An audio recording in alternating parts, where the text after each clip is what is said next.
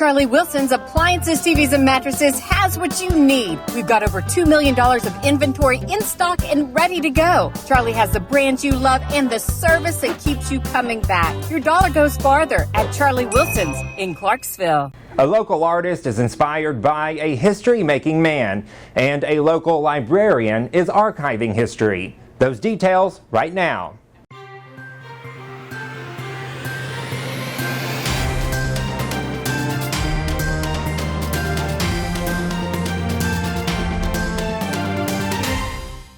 Thank you for joining us right now. I'm Corey McCauley. In today's top headline, sponsored by Clark Memorial Hospital, we begin with a construction update in New Albany. The Sherman Minton Bridge renewal project is officially in the beginning stages. Construction has begun on the interstate ramps surrounding the bridge.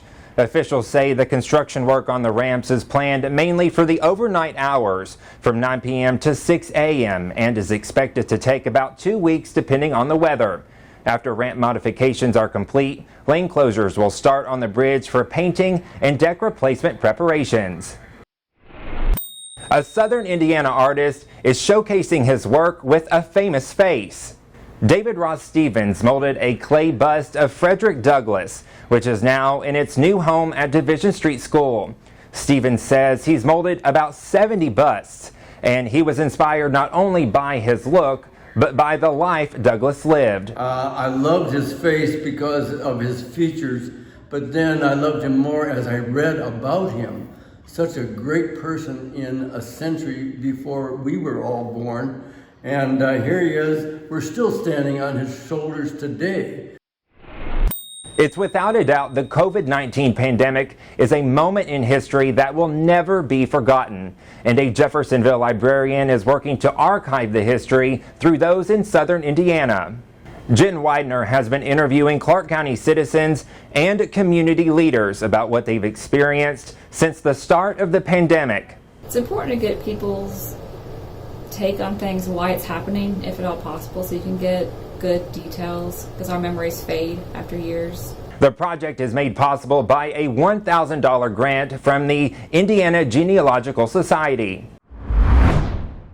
In today's sports, brought to you by Call's Body Shop, reporter Josh Cook has a look at what to expect in Little League action.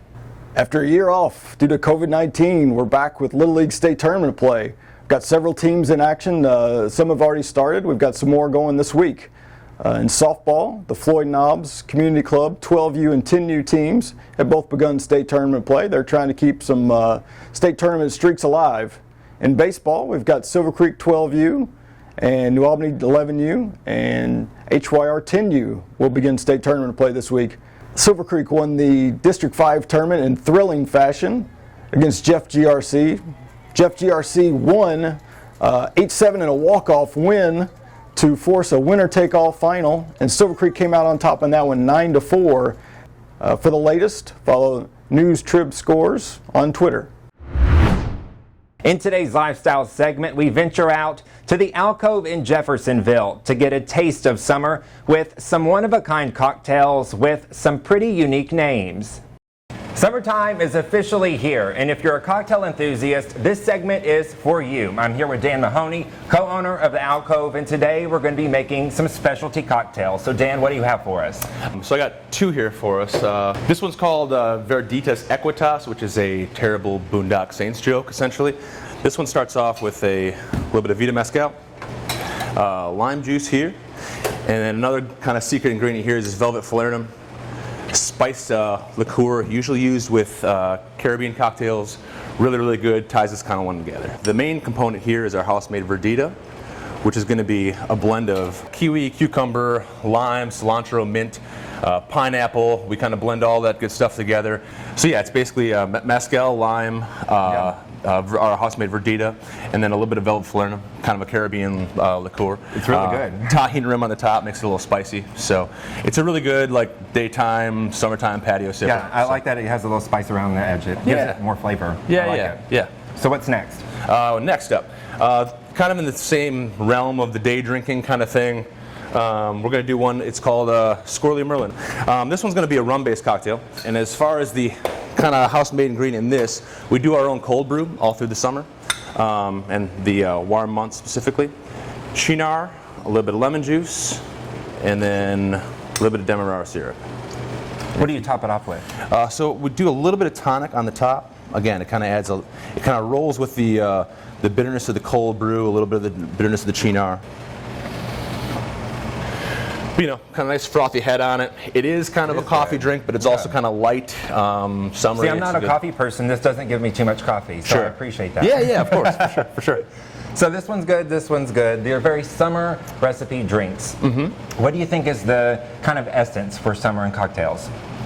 I mean, you know, I think with the coffee kind of tonic aspect, you can kind of go off the beaten path a little bit. Not everything has to be just a sour that's light and thin.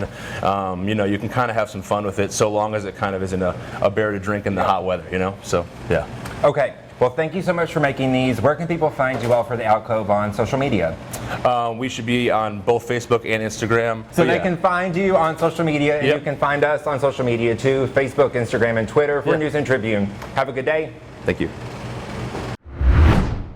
And now in your business news, a popular New Albany restaurant is back open to the public. Lady Tron's is a popular soup and sandwich shop in downtown New Albany. They closed their doors in March of 2020 because of the pandemic.